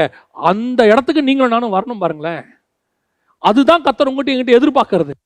அப்ப அந்த ஆத்ம பாரம் இருந்தா மட்டும்தான் உங்களுக்கு எனக்கு இது வரும். என்ன அடிச்சாலும் சரி, என்ன பண்ணாலும் சரி, எனக்கு அந்த ஆத்மா போயிடக்கூடாது. என்னுடைய குறைகளையும் என்னுடைய கஷ்டங்களையும் என்னுடைய கோபத்தையும் இறக்கி வைக்கிற இடம் இல்லை புல்பிட். இது என்ன இடம் தெரியுமா? இங்கு இருந்து அநேகரை காப்பாத்துகிற இடம். எனக்கும் பின்னாடி முதுகுல 1000 குத்து இருக்கு, என்னை வெட்டி இருக்காங்க. ஆனாலும் என் கையில் இருக்கிற கயிறு அவனை காப்பாற்றுவதற்காக கொடுக்கப்பட்டது. என்னை வெட்டினாங்கன்னா அதை பிரதிபலிக்கிற இடம் கிடையாது இங்க. நானும் வெட்டுவேன். என்னை வெட்டினீங்கல்ல, நானும் வெட்டுவேன். இன்னும் ஒரு படி நான் மேலே போய் சொல்றேன். உங்களை தவறாய் பேசினவன் கூட அங்கே வந்து உட்காந்துருப்பான். உங்களை குற்றப்படுத்தினவன் வந்து உட்காந்துருப்பான். எந்திரிச்சு பிரைஸ் தி லார்ட் அப்படிம்பான். வேற வழியே கிடையாது, நீ பிரைஸ் தி லார்ட் தான் சொல்லணும். நீ கடும் பாவி, வெளியே போடான் சபையை விட்டு சொல்றதுக்கு வேற யாருக்கும் அருகதை கிடையாது. ஏன்னா அது நீங்க சம்பாதிச்ச சபை இல்லை, கர்த்தர் ரத்தத்தால் சம்பாதித்த சபை. மோசேய 3 மாசத்துல கொல்ல பார்த்தான். அதுக்கு பிறகு அவன் எங்க வந்து அந்த ஆத்மா ஆதாயம் பண்றான் தெரியுமா? 120வது வயசுல கண்மலையை அடிக்க வைக்கிறான். 120 years அவன் ஃபாலோ பண்ணியிருக்கிறான் மோசேய. பின்னாடியே ஆதாயம் பண்ணிட்டான் பாருங்க. ஆதாயம் பண்ணி அதுக்கப்புறம் கர்த்தர் மோசே மேல கிருபையா அவன் சரீரத்தை கொண்டு போயிட்டாரு. அப்போ கூட போய் கேட்கறான், மோசேயின் சரீரம் எங்க? ஏன்? இதுக்காக நான் 120 வருஷம் வேலை பார்த்துருக்கிறேன், 120 years வேலை பார்த்துருக்கிறேன். இது தந்திரம், அவனுக்குள்ள இருக்கிறது தந்திரம். என்ன தந்திரம்? அதை கொண்டு போய் நரகத்தில் எப்படியாவது தள்ளிடணுமே. அந்த ஆத்மபாரம் உங்களுக்கு எனக்கும் பரலோகத்துக்கு தள்ளணுமேன்னு வந்தா எப்படி இருக்கும்? ஐயோ, லாஸ்ட் மினிட்லயே அதை நான் காப்பாத்திடணுமே. சிலர்லாம் உங்களுக்கு விரோதமா பேசினவங்க அடிபட்டு ஹாஸ்பிட்டல்ல இருக்கிறாங்கன்னு கேள்விப்பட்டு சீரியஸா இருக்கிறாங்கன்னா இங்க உட்காந்து நீங்க என்ன பேசுறீங்க? அவனுக்கு அது நடந்துச்சு. காரணம், எனக்கு விரோதமா பேசினா, ஊழியக்காரனுக்கு விரோதமா பேசினா நடக்குமா? கர்த்தர் அடிச்சு போட்டிருக்கிறாரு. அவனுக்கு இன்னும் இருக்குது. நீ சரியான ஆவி உடையவன் அல்ல. கிறிஸ்துவின் ஆவி எப்படிப்பட்டது தெரியுமா? பதறி போய் ஓடும். இந்த லாஸ்ட் மினிட்ல அவனை காப்பாற்ற முடியுமா? நீங்க போய் நின்று பாருங்களேன். அவன் கண்ணில் வர தண்ணி இருக்க, அதை அவனை பரலோகத்துக்கு கூட்டு போயிடும். இவ்வளோ பேசின என் ஊழியக்காரன் வந்து நிற்கிறானே, எனக்காக வந்து நிற்கிறாரு, எனக்காக ஜெபம் பண்றாரு. ஆண்டவரே, அவன் பிழைக்கிறானோ இல்லையோ நமக்கு தெரியாது. ஆனா அவன் மனம் திரும்பி அந்த ஆத்மா பரலோகத்துக்கு போயிடும். அதுக்கு தானங்க நம்ம ஊழியம் பண்ண வந்தோம். கண்டம் பண்ணணும். எதுக்கு? தப்பு பண்றவனை கண்டம் பண்ணணும். ஆனா அந்த கண்டம்னேஷன் எவ்வளவு தூரத்தில் இருக்கணும் தெரியுமா? அவன் சாகிற அளவில் அல்ல, அவன் பிழைக்கிற அளவில். பிசாசு கிட்ட இருந்தது எப்படி தந்திரம்? எப்படியாவது நரகத்துக்கு கூட்டிட்டு போயிடணும். இது அவங்ககிட்ட இருந்த தந்திரம். நாம கற்றுக்கொள்ள வேண்டியது, நாம் தெரிந்து கொள்ள வேண்டிய ஒரு விஷயம் இதில் என்ன தெரியுமா? அவனை ஏற்று நிற்கிற நாம அவனை காட்டிலும் ஆத்ம பாரம் உள்ளவர்களாக இருக்கணும். அந்த ஆத்மாக்காக அவன் சாகிற வரைக்கும் நம்ம முயற்சி பண்ணிக்கிட்டே இருக்கணும். சான்ஸ் கிடைக்குமா, சான்ஸ் கிடைக்குமா, சான்ஸ் கிடைக்குமான்னு ஓடிட்டே இருக்கணும். ஒரு சான்ஸ் கிடைச்சா விட்டுறக்கூடாது. உங்களுடைய சுயத்தை அங்கே கலக்கக்கூடாது. அங்கே தான் பிசாசு கொண்டாடுவான். நீ ஏன் போற இப்போ? உன்னை எப்படி பேசினா அவன், உன்னை என்ன பண்ணா, இந்த இந்த இந்த கசப்பை உனக்குள்ள போட்டுருவான். ஏன்னா இப்போ நீங்க போனீங்கன்னா அவனை காப்பாத்திடுவீங்கன்னு அவனுக்கு தெரியும். அப்பதான் நம்ம போகணும். ரைட், போலாம். பேசத்தானப்பா செஞ்ச, அதனால நான் குறைஞ்சிடலையே. இன்னும் சொல்ல போனா அவன் பேசினதற்காக நான் வளர்ந்துருக்கிறேன். கர்த்தர் அவன் நிமித்தம் என்னை உயர்த்திருக்கிறார். தாவீது சொல்றாரு, சீமேயின் பேசின நிமித்தமாவது கர்த்தர் என்னை உயர்த்துவார். அந்த உயர்வை கர்த்தர் ஒன்று கட்டளையிட்டு இருப்பாரு. அதனால நம்ம ஒன்றும் குறைஞ்சிட மாட்டோம். நம்மளை தப்பா ஒருத்தன் பேசுறதுனால, இல்லை ஒருத்தன் நம்ம ஊழியத்தை தப்பா பேசுறதுனாலையோ நம்மை அபிஷேகம் பண்ண அபிஷேகம் மாறாது. நம்மளை அபிஷேகம் பண்ணவர் கர்த்தர். உங்களையே என்னையும் கீழே தள்ளுறதுக்கு கர்த்தர் ஒருத்தரால மட்டும்தான் முடியும். ஒருத்தன் பேசி கீழே தள்ளிட்டான், ஒருத்தன் வாட்ஸ்அப்பில் உங்களை பற்றி தப்பா போட்டு கீழே தள்ளிட்டான், ஒருத்தன் ஃபேஸ்புக்கில் போட்டு கீழே தள்ளிட்டானா, உன்னை அபிஷேகித்தவரை விட ஃபேஸ்புக் ரொம்ப, வாட்ஸ்அப் மீடியா ரொம்ப பெருசாகிடும். ஏன்? கர்த்தர் அபிஷேகம் பண்ண எவனையும் மீடியா கீழே தள்ளும்னா கர்த்தரை விட மீடியா பெருசு. நான் சொல்லுவேன், மீடியா விட கர்த்தர் பெருசு. நீ என்ன வேணாலும் எழுது, என்ன வேணாலும் பேசு. உன்னை அபிஷேகம் பண்ணினவர் உன்னை உயர்த்துவதற்கு வல்லமை உள்ளவராக இருக்கிறார். உன்னை அழைத்தவர் உண்மை உள்ளவர். உன்னுடைய அழைப்பும் உன்னுடைய கிருபா வரங்களும் மாறாதவைகள். அதனால உன்னை யார் பேசினாலும் அதை கசப்பா எடுக்காதீங்க. நாளைக்கு ஒரு நாள் அவனுக்கு நீங்க தேவைப்படுவீங்க. அவன் கஷ்ட நிலைமையில் இருக்கான். ஒருவேளை அவன் பிள்ளைக்கு ஒரு ஃபீஸ் கட்ட வேண்டியிருக்கும், ஒரு மெடிக்கல் செலவு தேவைப்படும், ஓடி போய் கொடுங்க. அதுதான் அவனுக்கு நீங்கள் காட்டுகிற கிறிஸ்துவினுடைய அன்பு. அதைத்தான் ஆண்டவர் எதிர்பார்க்கிறார். மூன்றாவது பிசாசினுடைய இன்னொரு தந்திரம் என்ன தெரியுமா? மத்தேயு எழுதின சுவிசேஷம் 4ஆம் அதிகாரம் 8வது வசனம் 9வது வசனம். இந்த வசனத்துல அவன் இயேசுவை பார்த்து சொல்ற ஒரு வார்த்தை, என்னை தாழ விழுந்து பணிந்து கொண்டால் எல்லாவற்றையும் நான் உமக்கு தருவேன். மத்தேயு எழுதின சுவிசேஷம் 4ஆம் அதிகாரம் 8-9 வசனம். மறுபடியும் பிசாசு அவரை மிகவும் உயர்ந்த மலையின் மேல் கொண்டு போய் உலகத்தின் சகல ராஜ்யங்களையும் அவைகளின் மகிமையும் அவருக்கு காண்பித்து, நீ சாஷ்டாங்கமாய் விழுந்து என்னை பணிந்து கொண்டால் இவைகளை எல்லாம் உமக்கு தருவேன் என்று சொன்னான். இப்போ பிசாசுடைய தந்திரம் ஒன்று இருக்கு பாருங்க. பிசாசுக்கு நல்ல ஒரு விஷயம் தெரியுது, இந்த இயேசு மிக முக்கியமான ஒரு ஆளு. இந்த ஆத்மாவை ஆதாயம் பண்ணணும். இந்த ஆத்மாவை ஆதாயம் பண்ணா நமக்கு சர்வ வல்லமை உள்ள தேவனே கீழ்ப்படிய ஆரம்பிச்சிடுச்சுன்னா இந்த பூமி மட்டும் இல்லை, வானமும் அவனுக்கு கீழாயிடும். ஏன்? இவர் வானத்தின் ராஜா. இவனை பணிஞ்சிட்டாருன்னா இவனுக்கு கீழே இப்போ ஏற்கனவே பூமி இவங்ககிட்ட தான் இருக்குது. ஏன்னா ஆதாம் வழியா வந்துருச்சு. இப்போ அடுத்து எதை கொண்டு வரணும்? பரலோகத்தை கொண்டு வரணும். ஏன்னா இவன் ஆசையை பரலோகத்துக்கு ஏறி நான் வானத்துக்கு ஏறி சிங்காசனத்தை போடுவேன், அதான் அவனுடைய ஆசை. இப்போ அந்த ஆசையை நிறைவேற்றுறதுக்கு அவன் என்ன சொல்றான்? என்னை தாழ விழுந்து பணிந்து கொள்.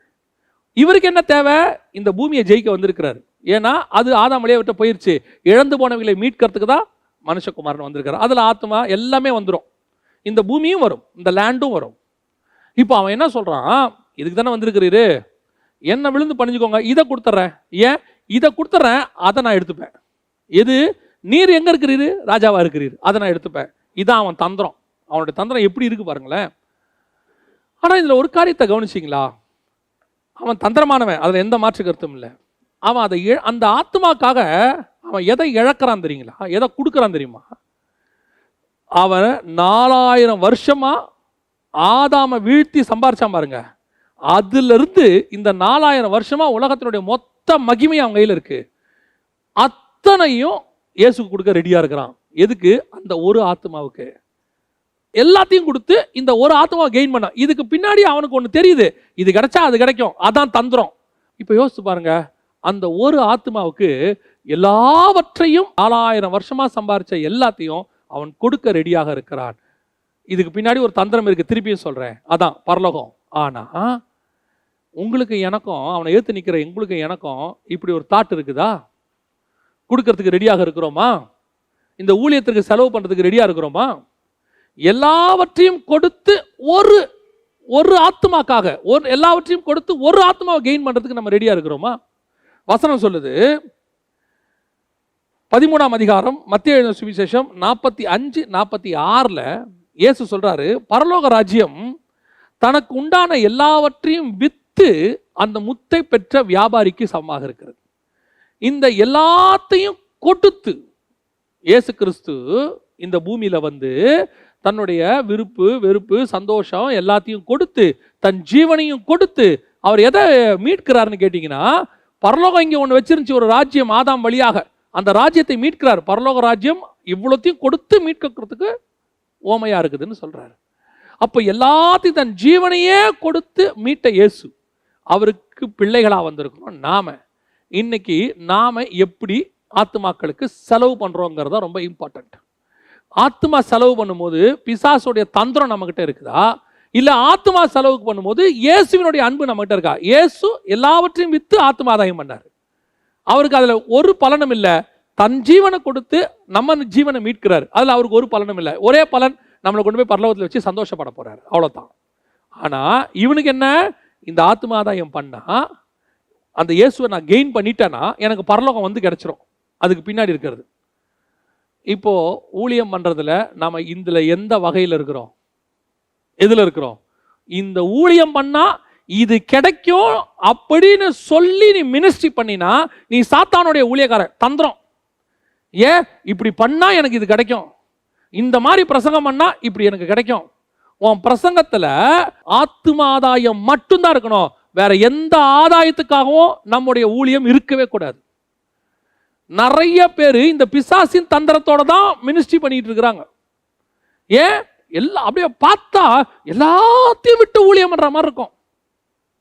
நான் சொல்லுகிறது அதில் செய்கிறவர்களுக்கு தெரியும். பார்த்தா மினிஸ்ட்ரி அவருங்க எல்லாத்தையும் விட்டு பண்றாரு. மனசாட்சியை தொட்டு சொல்லுங்க, அதுக்கு பின்னாடி இருக்கிறவங்க தந்திரம் என்ன? அதை வச்சு என்ன சம்பாதிக்க பார்க்குறீங்க? அதை வச்சு என்ன சொத்து சேர்க்க பார்க்குறீங்க? அதை வச்சு எப்படி உங்கள் ஃபியூச்சரை கட்ட பார்க்குறீங்க? இன்னைக்கு நிறைய பேர் அதை தான் செஞ்சிட்டு இருக்கிறாங்க. திருப்பியும் சொல்கிறேன், கர்த்தர் உங்களை ஒரு காரியத்தை செய்ய சொல்லி நீங்கள் செய்வதில் எந்த தப்புமே கிடையாது. ஆனால் அதுக்காக மினிஸ்ட்ரி பண்ணக்கூடாது. நான் சொல்கிறது உங்களுக்கு இன்னும் கொஞ்சம் நான் விலாவரியாக சொன்னால் உங்களுக்கு புரியும் நினைக்கிறேன். நிறைய பேருடைய ஊழியங்களை நான் பார்க்குறேன். ஏன்னா நிறைய இடத்துக்கு ட்ராவல் பண்ணுறதுனால பார்க்குறேன். அவங்களோட பேசும்போதே அந்த மினிஸ்ட்ரியோடைய நோக்கம் தெரிஞ்சிடும். நான் வந்துட்டு கர்த்தருடைய கிருபையினால ஒரு 10 நிமிஷம் ஒருத்தரோட உட்காந்து பேசணும்னா நமக்கு அவங்கள பற்றி நமக்கு எல்லாருக்குமே தெரியும். ஒரு ஒருத்தரோட உட்காந்து நீங்கள் 5 நிமிஷம் பேசுனீங்களா, அவர் என்ன மோட்டிவில் வந்திருக்காரு? ஒரு சாதாரண பிஸ்னஸ்மேன் ஒருத்தர் வந்து அவர்கிட்ட உட்காந்து பேசினா இவர் என்ன மோட்டிவில் வந்திருக்கிறாருங்கிறது 5 நிமிஷத்தில் கண்டுபிடிச்சிடலாம். அது வந்து அவங்களுடைய எக்ஸ்பீரியன்ஸ். ஆவியில் கண்டுபிடிக்கிறது ஒன்று இருக்கு. ஒரு சிலரோட உட்காந்து பேசும்போது அவங்களுடைய வாயின் வார்த்தைகள், அவங்க சிந்தனைகள், அவங்களுடைய ரத்தத்துக்குள்ளே ஓடிக்கொண்டிருக்கிறது எல்லாமே ஏதாவது ஒரு ஆதாயமாக இருக்கும். ஏதோ ஒரு ஆதாயம், அதை பற்றி மட்டும்தான் பேசுவாங்க. அதில் பணமாக இருக்கும், இல்லை அதில் வந்து லேண்டாக இருக்கும், இல்லை அதில் வந்து ஏதாவது ஒரு எதிர்கால திட்டமாக இருக்கும். இவ்வளோதான் இருக்கும். வசனமோ ஆவியானவரோ இல்லை ஊழியத்தினுடைய வளர்ச்சியோ அல்ல அதில் இருக்கக்கூடியதான அந்த கனிகளோ வரங்களோ எதை பற்றியுமே இருக்காது. ஸ்பிரிச்சுவல் டாகே இருக்காது. ஆனால் உட்காந்து பேசுகிற 2 பேருமே மினிஸ்ட்ரிக்காரங்களாக இருப்பாங்க. 2 பேரும் எதை பேசுவாங்கன்னு கேட்டிங்கன்னு சொன்னால், 2 பேரும் அந்த ஊழியத்தினால வரக்கூடிய ஆதாயம், அந்த ஊழியத்தினால கிடைக்கக்கூடிய மேன்மைகள், அதனால் வரக்கூடியதான இதை பற்றி தான் அவங்க டாக் இருக்குமே ஒழிய உட்காந்து கர்த்தரை பற்றியோ வசனத்தை பற்றியோ இருக்காது. சில நேரங்களில் தங்களை எப்படி காட்டிக்கொள்வாங்கன்னா அப்படியே தியாகம் பண்ணி மினிஸ்ட்ரி பண்ணுற மாதிரி இருக்கும். இந்த சாத்தான் பேசுகிற மாதிரியே இருக்கும். எப்படி இருக்கும்? எல்லாவற்றையும் இழந்து. ஒரு சிலர்லாம் நாங்கள் வெளிநாட்டில் வேலை பார்க்கும்போது அங்கே வந்து நாங்கள் இருந்த சபையில் வந்து பிரசங்கம் பண்ணுவாங்க. பெரும்பாலும் அந்த வெளிநாட்டுக்கு பிரசங்கியார் போகும்போது அவங்களுடைய மோட்டிவே என்னவாக இருக்கும்னா, நான் சொல்கிறது 100க்கு 90%, 10% பேர் உண்மையிலேயே அழைப்பு பெற்று கூப்பிட்டாங்கன்னு போய் வசனத்தை தவிர வேற எதையுமே பேசாமல் பேசிட்டு வருவாங்க. அவங்களையும் கர்த்தர் ஆசீர்வதிச்சு அனுப்புகிறார். ஒரு 90% அங்கே போய் உட்காந்துக்கிட்டு தன்னுடைய குறைகள், அதை குறைகள்னா தான் பாவின்றது இல்லை, தனக்கு என்ன தேவைகள் இருக்குது, நம்ம எவ்வளோ இந்த ஊழியத்தில் கஷ்டப்படுறோம், எவ்வளோ மிகுந்த உபத்திரவத்தில். அதுலேயும் ஒரு சில வார்த்தைகள்லாம் ஒரு சில யூஸ் பண்ணுவாங்க பாருங்க. அவங்க சொல்லுவாங்க, விசுவாசத்தில் தாங்க நான் மினிஸ்ட்ரி பண்ணுறேன். விசுவாசங்கிறது ஐசியூவில் படுத்திருக்கிற ஒரு பேஷண்ட் மாதிரி சொல்லுவாங்க. விசுவாசத்தில் தாங்க நான் மினிஸ்ட்ரி பண்ணுறேன். விசுவாசம் என்ன தெரியுங்களா? அது ஒரு ஜைஜாண்டிக்கான வேர்டு. உலகத்தை ஜெயிக்கிற ஜெயம். விசுவாசத்தினாலே உலகத்தை ஜெயிக்க முடியும். விசுவாசத்தினாலே மலையை பெயர்ந்து கடலில் போனால் போகும்.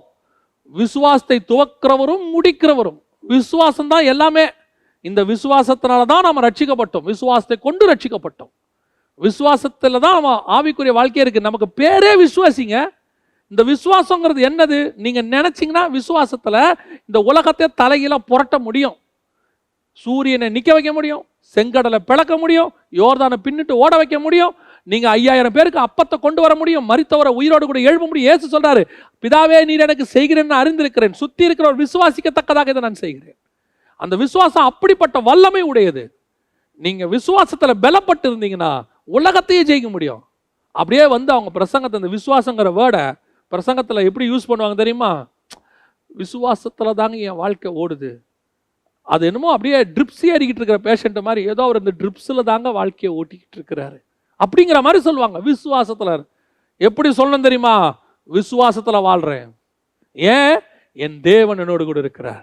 நாங்கள் நினைச்சா வானத்திலிருந்து அப்பம் வரும், நினைச்சா காக்கா அப்பமும் இறைச்சியும் கொண்டு வரும், நினைச்சா எங்களுக்குன்னு ஒரு நீரூற்று உண்டாகும், நினைத்தால் கர்த்தர் எங்களுக்கு கண்மலையை பிளந்து தண்ணீரை கொடுப்பார். ஒண்ணுமே இல்லாவிட்டாலும் எங்கள் எண்ணெயில் நிரம்பி வழிஞ்சுக்கிட்டே இருக்கும். எங்க கையில பாத்திரம் வெறுமையாக இருந்தாலும் எங்களுடைய மாப்பெசைகிற தொட்டி ஒரு நாளும் குறைந்து போகாது. காரணம், நாங்கள் விசுவாசத்துல எங்கள் தேவனை சேவிக்கிறோம். எப்பேற்பட்டதான ஒரு வார்த்தை! இன்னைக்கு அப்படியே தந்திரமா பிரசங்கத்தை பண்ணுவாங்க, ஆதாயம் பண்ணும்படி. அப்படியே ரொம்ப கேர்ஃபுல்லா இருந்து கொள்ளுங்க. உங்க பிரசங்கத்தை கீழே இருக்கிறவன் ஜட்ஜி பண்றனா இல்லையான்னு தெரியாது. உங்க பிரசங்கத்தை நீங்க பிரசங்கம் பண்ணும் போது வெளியிருந்து பார்க்கிறவங்களுக்கு ஒரு மாதிரி அது வேற ஒரு பிரசன்டேஷனை கொடுக்கும் வச்சுக்கோங்களேன். ஆனா உங்களுக்குள் இருக்கிற ஆவியானவருக்கு தெரியும், நீ தந்திரத்துல பிரசங்கம் பண்றியா இல்ல உண்மையா பிரசங்கம் பண்றியான்னு. அவரை ஏமாற்ற முடியாது. பாருங்களேன், இன்னைக்கு நிறைய பேர் அங்கதான் நடக்கிறாங்க. கீழே உட்கார்ந்து இருக்கிறவங்களை கவர் பண்ற மாதிரி பிரசங்கம், கீழே உட்கார்ந்து இருக்கிறவங்களை ஆதாயம் பண்ற மாதிரி பிரசங்கம். அந்த ஆத்மாவை கர்த்தருக்கு ஆதாயம் பண்ற மாதிரி தான் நீ பிரசங்கம் பண்ணணும், உனக்கு ஆதாயம் பண்ற மாதிரி பண்ணக்கூடாது. இன்னைக்கு நிறைய பேர் அப்படி இருக்கிறாங்க தந்திரமா. அதுக்கு அவங்க செய்யற காரியம் பார்த்தீங்கன்னா அப்படியே எல்லாத்தையும் அவங்களுக்கு ஊத்துன மாதிரி, அவங்க வாழ்க்கையில ஒண்ணுமே இல்லாத மாதிரியும், அவங்க அப்படியே உபத்திரவத்தின் மத்தியில் இருக்கிற மாதிரியும், அப்படியே தந்திரமா. நான் சொல்லுவேன், உன்னுடைய கண்ணீர் போலியானதா உண்மையானதா என்பதை பரலோகம் பார்த்துக்கிட்டு இருக்கு. உன்னுடைய கண்ணீர் உண்மையானதா இருந்தா அதை துருத்தில வைத்து பரலோகம் மீண்டும் உன்னை ஆசீர்வதிப்பதற்கு வல்லமையுள்ளதா இருக்கிறது. ஆனா உன் கண்ணீர் போலியானதா இருந்தா உன்னை ஒரு நாள் அடிப்பதற்கும் பரலோகம் தயாராக இருக்கிறது. We must be very careful. இந்த மேல நின்னுட்டோம், கையில இந்த பட்டயத்தை எடுத்துட்டோம், அபிஷேகம் பெற்று ஊழியக்காரங்கிற ஸ்தானத்துக்கு வந்துட்டோம்னா இன்ச் பை இன்ச் பரலோகம் பார்த்துக்கிட்டு இருக்குது நீ யாருக்கு ஊழியம் பண்றேன்னு. இன்னைக்கு நிறைய பேர் அப்படித்தான், அப்படியே என்னை தாழ விழுந்து பணிந்து கொண்டார், எல்லாத்தையும் நான் இழக்க தயாரா இருக்கேன், ஒரு ஆத்மாக்காக நான் எவ்வளோ வேணாலும் செலவு பண்ணுவேங்க. எத்தனை ஊழியர்களை நாங்கள் பார்த்துருக்கோம் தெரியுமா? 10 கிலோமீட்டர், 20 கிலோமீட்டர், 30 கிலோமீட்டர் ஒரு ஆத்மா சந்திக்கிறதுக்கு மலை மேலே போவாங்க. அப்படியே போய் மலை மேலே ஏறி போய் அப்படி சந்திச்சு அங்கே போனால் ஒரு 4 தான் இருக்கும், 4 ஆத்மாக்கள் இருக்கிறோம். ஆனாலும் ரெகுலராக போய் பார்ப்பாங்க. அவர்களுக்கு மத்தியில் மேடையில் ஏறி நம்மால் சொல்லுவாங்க, பாருங்க காரில் 300 கிலோமீட்டர் கவலையோடு கூட போனேன். அப்படியே எல்லாத்தையும் ஊத்துற மாதிரி ஜனங்களும் நம்புறாங்க. ஜனங்கள் கீழே இருக்கிறவங்கள பற்றி நமக்கு கவலையே கிடையாது, அவங்க என்ன வேணா இருக்கட்டும், அவங்க நம்புறாங்க, நம்பாமல் போகிறாங்க. பரலோகம் பார்த்துக்கிட்டு இருக்கு, பரலோகம் பார்த்துக்கிட்டு இருக்கு. நாம் யாருன்னு பரலோகத்துக்கு நல்லாவே தெரியும். நீ உண்மையாக உன்னை தாழ்த்தி உனக்கு உண்டான எல்லாவற்றையும் நீ ஆத்மாவுக்கு செலவு பண்ணிப்பார். அதான் எமில் ஜெபசிங்கனுடைய பாட்டு ஒன்று இருக்கு, வசனம் தெளிவாக அழகாக இருக்கும் அந்த பாட்டு. கிறிஸ்துவுக்காய் இழந்தவர் எவரும் தரித்திரர் ஆனதில்லை, ராஜ்ய மேன்மைக்காய் கஷ்டமடைந்தோர் நஷ்டப்பட்டதில்லை. இது வரைக்கும் தனக்கு சேவை உண்மையாய் செய்த ஒருத்தனை கூட கர்த்தர் கீழே விட்டதே கிடையாது. நீங்கள் நினைக்கிற மாதிரி அவன் மில்லியனர் பில்லியனர் ஆக மாட்டான், உலக கோடீஸ்வரன் லிஸ்ட்டில் ஒருத்தன் வரமாட்டான், இந்தியாவில் உள்ள ஊழியக்காரங்களே பெரிய பணக்காரங்கிற பட்டம்லாம் கிடைக்காது. ஆனால் ஒன்று கிடைக்கும், கடைசி கண்ணை மூடுற வரைக்கும் சமாதானமாய் மூடி அந்த கண்ணு பரதீசில் திறக்கும் போது சமாதானமாய் திறக்கும். எத்தனை பேர் சாகும்போது பரலோகத்துக்கு போகிறோமாங்கிற சந்தேகத்தோடு செத்தவங்களா இருக்கிறாங்க தெரியுமா? சாகும்போது ஐயோ நான் பரலோகத்துக்கு போவேனா மாட்டேனான்னு சொல்லி சந்தேகத்தோடு கூட அழுகையோடு போனவங்க எத்தனை பேர் இருக்கிறாங்க. ஆனால் எத்தனையோ பரிசுத்தவான்கள் தாங்கள் கடந்து போவதற்கு முன்பதாகவே 2 நாளைக்கு 3 நாளைக்கு முன்னாடியே அதை அறிந்து எல்லாரையும் கூப்பிட்டு ஆசீர்வதித்து ஜெபம் பண்ணி நிம்மதியாய் சந்தோஷமாய் தேவராஜ்யத்துக்குள் பிரவேசித்தவர்கள் இருக்கிறார்கள். பரலோகம் பார்த்துக்கிட்டு இருக்குது. நீ கிறிஸ்துவுக்காய் இழக்கிற ஒரு காரியமும் பரலோகத்தில் உனக்கு ஆதாயமாக இருக்கும். உனக்கு கர்த்தர் கொடுக்குறாரா, அதை கிறிஸ்துவுக்கு அவருடைய ஊழியத்துக்கும் செலவு பண்ணு. எத்தனை லட்சம் கொடுத்தாலும் செலவு பண்ணுங்க, செலவு பண்ணுங்க. ஒரு ஆத்மாக்காக செலவு பண்ணுங்க, 1 லட்சம் ஆத்மாக்கு செலவு பண்ணுங்க. கொடுக்கறத செலவு பண்ணிட்டே இருங்க, நீங்க வந்துகிட்டே இருக்கும். நான் சொல்றேன், இறைக்கிற கிணறு தாங்க சுரக்கும். அப்படியே தண்ணி இருக்குதுன்னு மூடி போட்டு வச்சு பாருங்க, அந்த தண்ணி பாசி பிடிச்சிரும். ஓடுற ஆற்றுல என்னைக்குமே அழுக்கு படியாதுங்க. ஓடுற ஆடுல அழுக்கு பறிவே படியாது. குளம் கொட்டை தேங்கி நிற்கிற தண்ணியில் தான் அழுக்கு படியும். நீங்கள் கொடுத்து கொண்டே இருங்கள், ஆண்டவர் உங்களை ஆசீர்வதித்து கொண்டே இருப்பார். ஆத்துமாக்களுக்கு நீங்கள் செலவு பண்ணுறதை ஒரு நாளும் தப்பாக நினைக்கவே நினைக்காதீங்க. ஐயோ என் எதிர்காலம் என்ன ஆகும், என்னுடைய பிள்ளைகளுடைய எதிர்காலம் என்ன ஆகும். நான் உங்களுக்கு சொல்கிறேன், நீதிமானுடைய சந்ததி அப்பத்துக்கு இறைஞ்சினதை நான் பார்த்தது இல்லை என்று சங்கீதக்காரன் சொல்லுகிறார். அது வேத வார்த்தை, ஒரு நாளும் அது நடக்காது. நீங்கள் ஒரு கோவலை தண்ணீர் கொடுத்தாலும் உன் பிள்ளைக்கு ஆண்டவர் ஒரு வாளி நிறைய தண்ணி தருவதற்கு வல்லமையுள்ளவராக இருக்கிறார். தந்திரமா ஊழியம் பண்றோமா, உண்மையா ஊழியம் பண்றோமா, உன்னுடைய பிரசங்கத்தில் அது உலகத்துக்கு தெரியாது. நீங்க என்ன மோட்டிவ்ல பிரசங்கம் பண்றீங்க, என்ன மோட்டிவ்ல மினிஸ்ட்ரி பண்றீங்க, என்ன மோட்டிவ் உலகத்துக்கு தெரியக்கூட வேண்டாம், கர்த்தர் தெரியக்கூட வேணாம்னு நினைப்பாரு. ஆனா அவருக்கு நல்லாவே தெரியும். அவன் கிரியைக்கு தக்கதான பலன் அவரோடு கூட வந்து கொண்டிருக்கிறது. பிசாசின் தந்திரங்கள் அறியாதவைகள் அல்லவே. அவனை எதிர்த்து நிற்கிற நீங்களும் நானும் இந்த 3 காரியத்துல ரொம்ப கேர்ஃபுல்லாக இருக்கணும். முதலாவதாக, அவனுக்குள்ள இருந்த ஒரு மனம். அவன் நரகத்துக்கு கொண்டு போவதற்கு ஒரு மனமாக இருந்தான். நாம் பரலோகத்துக்கு கொண்டு போவதற்கு ஒரு மனமாக இருக்கணும். நமக்குள்ளே இந்த ஒரு மனம் தந்திரமான ஒரு மனம் வந்துடக்கூடாது. ரொம்ப கேர்ஃபுல்லாக இருந்து கொள்ளுங்க. ஒரு வேதத்துக்கு அகைன்ஸ்டா குடும்பத்தில் ஒன்று நடக்குதா, தைரியமா சொல்லுங்க, இது அகைன்ஸ்ட் டு பைபிள், என்னால் செய்ய முடியாது. ஒருவேளை நீங்கள் அதனால உபத்திரவப்பட வேண்டி வரலாம், ஆனால் பரலோகம் உங்களை கனப்படுத்தும். அந்த தவறுக்கு உடன்படாதிருங்கள். செய்யறது சீனியராக கூட இருக்கும், மேலானவங்களா இருக்கும், உடன்படாதீங்க. இது அகைன்ஸ்ட் டு பைபிள். இல்லை நான் சொல்லினா நீ கீழ்பட்டுதான் ஆகணும்பாங்க. ஒரு சிலர்லாம் சொல்லுவாங்க, அது எப்படி நாங்கள் சொல்கிறோம், நீங்கள் சொல்ல வேணாம், பைபிள் என்ன சொல்லுது அது சொல்லுங்க. நீங்கள் சொல்கிறதுக்கு நீங்கள் நானும் என்ன அப்போஸ்தலர்களா? இது தேவன் எழுதி கொடுத்துருக்கிறார். இது சொல்லுதா, இதுக்கு ஒரு மனதோடு நாங்கள் இணைந்து உங்களோட செய்வதற்கு தயாராக இருக்கிறோம். இது சொல்லலையா, செய்ய முடியாது. சிலர் சொல்லுவாங்க, அப்படி நெளிவு சுழிவு கொஞ்சம் போனாதாங்க மினிஸ்ட்ரி நடக்கும். அப்படி ஒரு மினிஸ்ட்ரி நடக்க வேண்டிய அவசியமே கிடையாது. இதுதான் சத்தியம், இப்படி தான் நடக்கணும், அப்படி செஞ்சா செய்யுங்க, இல்லைன்னா விடுங்க, ஃபினிஷ், முடிஞ்சு போச்சு. 2வது, ஆத்ம பாரம். எப்படிப்பட்ட ஆத்ம பாரம் இருக்கணும்? அவனுக்குள்ள ஒரு ஆத்ம பாரம், எவனை விழுங்கலாமோ என்று. நமக்கு எதிராளியானவனே இப்படி வேலை செய்யறானா, நாம எப்படி வேலை செய்யணும்? ஆத்மா. அடுத்து, ஆத்மாக்காக செலவு செய்தல். இந்த 3 காரியங்கள்ல ரொம்ப கேர்ஃபுல்லா இருங்க. எழுத்து நில்லுங்க. பிசாசுக்கு தைரியமா எழுத்து நில்லுங்க. ஒரு நாளும் அவன் உங்களை ஜெயிக்கவே முடியாது. ஏன்னா தலையில்லாதவனுக்கே இவ்வளவு துள்ளல் இருக்குன்னா, நம்ம தலை இயேசு கிறிஸ்து, நாம எப்படிப்பட்டவங்களா இருக்கணும்? தோத்தவனுக்கே இவ்வளவு தைரியம் இருக்கும்னா, ஜெயிச்ச உங்களுக்கும் எனக்கும் எவ்வளவு தைரியம் இருக்கணும்? நரகத்துக்கு போறவனே இவ்வளவு வைராக்கியமா பேசுவான்னா, பரலோகத்துக்கு போற நீங்களும் நானும் எவ்வளவு வைராக்கியமா பேசணும்? பரலோகம் பார்த்துக்கிட்டு இருக்கு. தைரியமா செயல்படுவோம். தேவனாய் கர்த்தர் நம்மோடு கூட இருக்கிறார். அவர் ஒரு நாளும் நம்மை கைவிடுகிறதில்லை. நாம ஜெபம் பண்ண போகிறோம். சர்வ வல்லமை உள்ள எங்கள் தகப்பனே, அருமையான நேரத்திற்காக உமக்கு ஸ்தோத்திரம். ஆண்டவரே, நாங்கள் இந்த உலகத்துல ஒரு பர்பஸோடு கூட கொண்டு வரப்பட்டோம். யாருக்கு எதிர்த்து நிக்கணும், எதுக்கு விலகி ஓடணும், எல்லாத்தையும் எங்களுக்கு நீங்க சொல்லி கொடுத்துருக்கிறீங்கப்பா. பாவத்துக்கு விலகி ஓடணும், பிசாசுக்கு எதிர்த்து நிக்கணும். அவனை எதிர்த்து நிக்கணும்னா சர்வாயுதத்தை நாங்கள் தரித்து கொள்ளுகிறவளாய் காணப்படவே கர்த்தர் கிருபை பாராட்டும். எங்களுக்கு கிடைத்த இந்த சத்தியத்தின்படி எங்களை நடக்க கர்த்தர் எங்களுக்கு கிருபை தருவீராக. ஆசீர்வதியும், வழி நடத்தும். இயேசுவின் நாமத்தில் பிதாவே, ஆமென்.